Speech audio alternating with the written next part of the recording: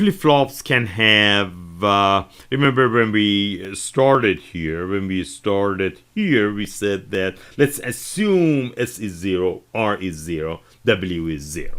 Okay, why didn't I assume S is 0, Y is R is 0, W is 1? Why didn't I assume that? Well, that's because of the initial conditions, or the initial values in the latch or the flip-flop. The thing is, when I have a real situation, when I have a design, I have to be a little bit more sure of what the initial values are. Okay, I cannot just say, well, let's power up the circuit and hope that it starts in such and such state. In order to force the circuit into a certain state, we have to have setting and resetting. Okay? Setting and resetting can be synchronous or asynchronous. Okay, so let's talk about all of these terminologies. So far I have shown you a clock. So far I've talked about a clock, C1, 1D. And we know exactly what this does. Okay?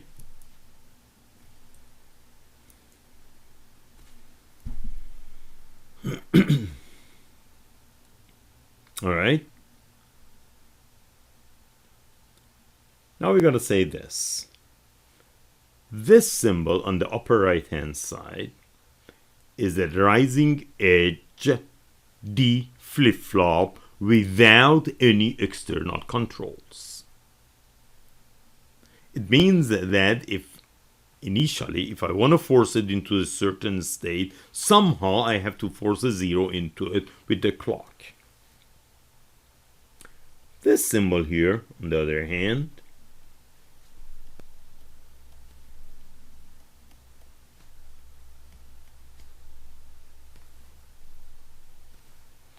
is a D flip-flop that has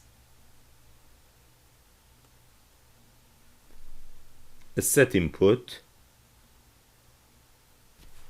Let's put it over here.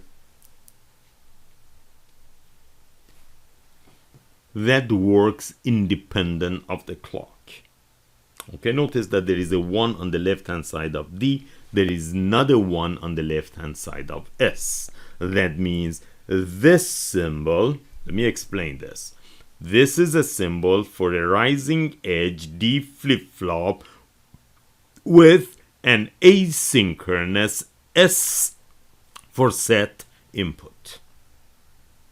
Why asynchronous? Well, asynchronous because it doesn't work with the clock.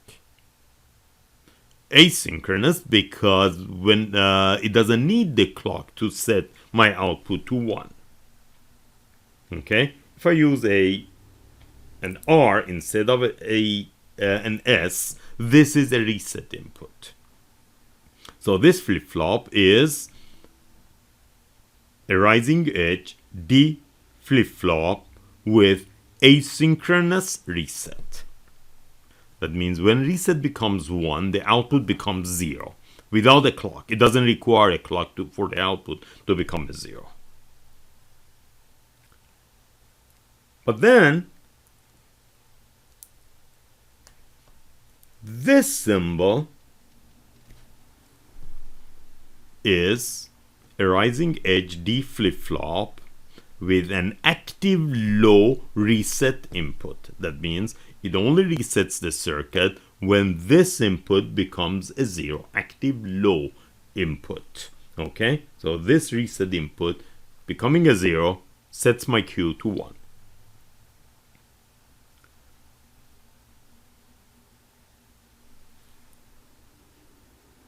I can have a set, I can have a reset. I can have the set as an active low, I can have a reset as an active low. I can have a set and reset active high, active low, and all that.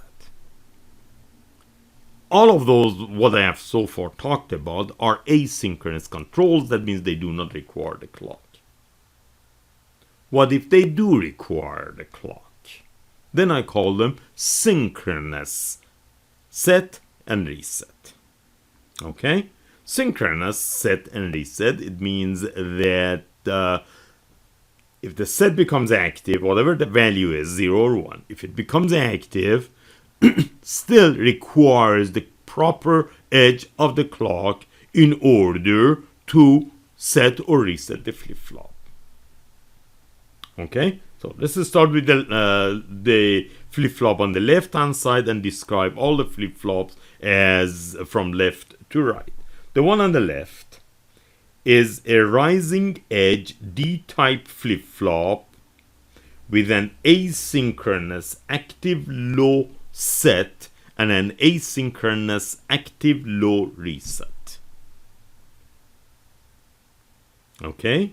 If it becomes synchronous, I have to put a 1 on the left-hand side of R and S. This is number 1. Number 2 is a falling edge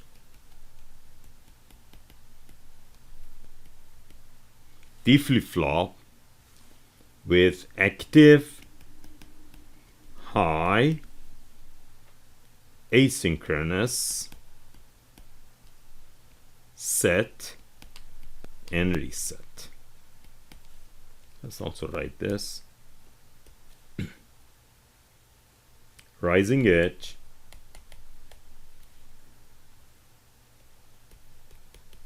active low asynchronous set and reset. Number 3, falling edge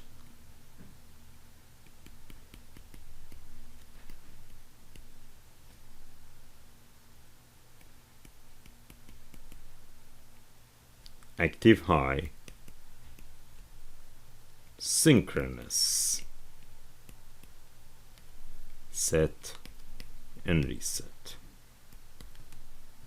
Number 4, rising edge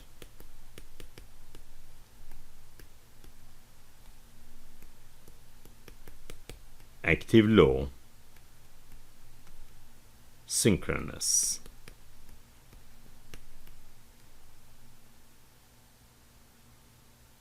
set and reset. And this one, rising edge active low asynchronous reset, no set. All right, so these are various forms of storage elements, and the base of all of these is that cross-coupled NOR gate.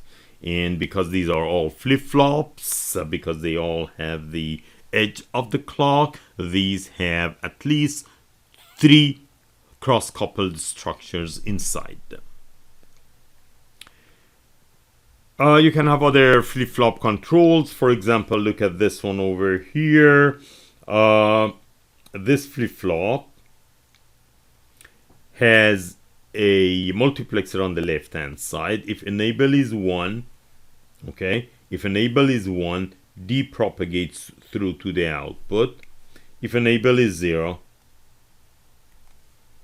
okay, if enable is 0, then the output propagates back to the input of the flip-flop. And because this is a flip-flop, I have no problem with this. If it was a latch, feeding back the output to the input would cause lots of problems. Now, what happens then if enable is 1, the D input is taken. If enable is 0, the output feeds back to itself, keeping the output the same way. Looks like this is a structure that has an enable that when enable is 1, let's say the input into the flip-flop. When enable is 0, it keeps the output the same. Okay, but it's really not keeping the output the same, it's circulating the output back to itself. Another way of doing the same exact thing is to use a clock enabling gate like this. This is a gated clock structure, and here the C input becomes 1, but only when enable is 1, the clock is going to pass through to the clock. Okay, and this can be done with active low clock or active high clock. Here I'm using active low, here I'm using active high, but that's beside the point. In any case, both of these structures have an enable input that only lets the data clocked into the flip-flop when enable is 1. And the problem with this right-hand side structure is hazards between the clock and enable, and then glitches that may occur here, and therefore this structure, timing-wise, the one on the left, timing-wise, is a safer design to go with. But then the one on the right-hand side, because when the clocking is not happening, when it's disabled, the structure is not being clocked at all. From power point of view, that's a better structure. Other flip-flop controls are tri-state control. Like, for example, if I put a tri-state gate on the output of the flip-flop, if output enable is 1, then the internal of the flip-flop appears on the output. If the output enable is 0, my Q output is high impedance or tri-state. Let's look at this symbol here, C11D. That means this is controlling the clock as it has been, and then OE, output enable 2, and then this is controlling the tri-state on the output. That means if output enable is active in this case means 1. If output enable is active, then the Q output will actually have the contents of the flip-flop. Otherwise, this triangle is showing that the output will be at high impedance or state Z.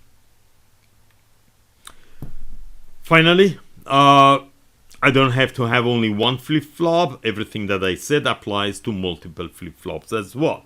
Okay, for example, if I put 8 here, this means that these are 8 flip-flops with the same clock input. Okay, any of these, if I connect all the sets together, all the resets together, and then have 8 inputs for the data and 8 outputs, that becomes a register. And therefore, a register is really nothing but a collection of flip-flops that have the same common control inputs. Control inputs being set, reset, enable, clock. Okay, so if you have 4 of these, same clock, okay, C1, C1, C1, C1, 1D, 1D, 1D, 1D. These are the outputs. Okay, and then you have a let's say set input. Okay, then this structure becomes a quad D register with asynchronous active high set input, something like that. And what I'm showing over here is let's read this. This is a an octal.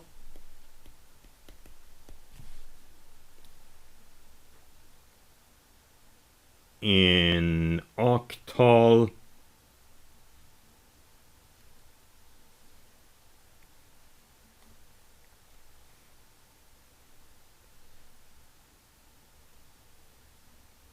okay, an octal rising oops, let me,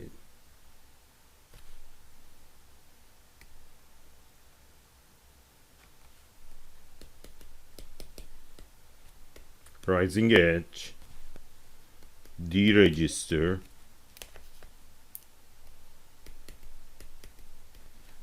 with synchronous active low reset, which is this, and active low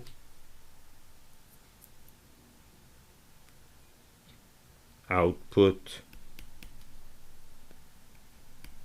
enable. Okay, because this was output enable. Output enable usually means tri-state output, and tri-state outputs, to be more accurate, you have to have a triangle shown at the output to indicate that the output enable input is controlling the tri-state value of the output. So this is a register with tri-state output, and it appears as, for example, if you were to turn this into a flip-flop with active with tri-state output, you would put tri-state gates on the final outputs. Because this is active low, you would put this kind of tri-state gates. Okay, something like this. All right, so we have covered the storage elements, we have talked about flip-flops, we have talked about registers, we have talked about, well, we started with latches, then we have talked about flip-flop controls, synchronous, asynchronous, active low, active high, set, reset, enable, and also output enable. All right, next we will talk about sequential circuits, where we will be using these elements.